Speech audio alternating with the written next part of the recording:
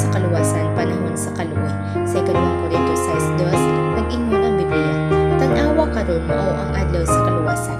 Mga igsoon karon ang panahon nga kita gitagaan sa Ginoo ug higayon sa paghinulsol, pagduol kaniya o pagdawat sa kaluwasan. Dili unya, dili ugma, kun dili karon. Kay samtang buhi pa ta, bukas pa ang pultahan sa grasya.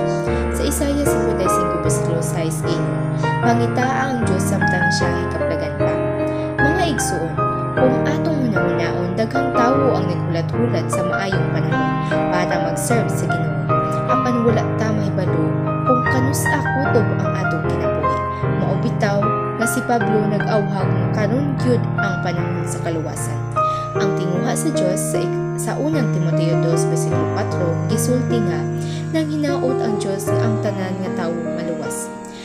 Ang Ginoo dili gusto nga adunay malaglag, busa gihimo niya ang tanan aron maluwas kita. Pinaagi sa iyang anak nga si Jesus nga namatay alang kanato. Abad kita gihapon ang magbuod kung mudawat ba ta sa iyang kaluwasan o dili. Ang grasya libre pero kinahanglan nato kinidawaton. Pinaagi sa pagtuo o pagbinuotan. Ang adlaw sa Ginoo panahon sa paghukom. Apan human sa adlaw sa kaluwasan, moabot ang adlaw sa Ginoo. Sa ikaduhang Pedro 3:10, giingon, ang adlaw sa Ginoo moanhi sama sa kawatan sa gabi. Pasabot niini, kalitra moabot ang katapusan. Ang madili andam, mahibong ug mahadlok. Sa Jeremias 46:10 giingon, ang mga dautan dili makatindog ni anang adlaw. Mga igsoon, ang adlaw sa Ginoo mao ang adlaw sa paghukom. Dili na panahon sa kaluwasan, panahon na sa panghukom sa tanan. Ang mga matarong malipay, aban ang mga nagpasagad sa ilang espiritual ng kinabuhi mawad-an sa paglaom.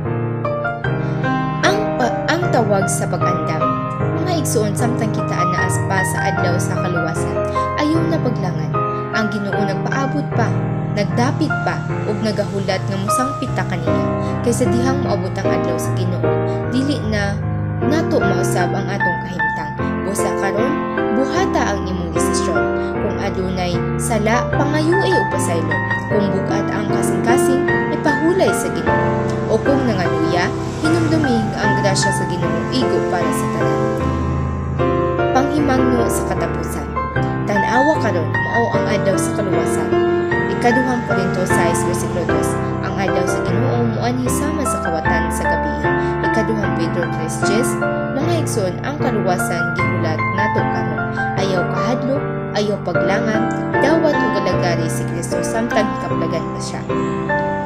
O sa dili pa kita magtapos, mag-angkon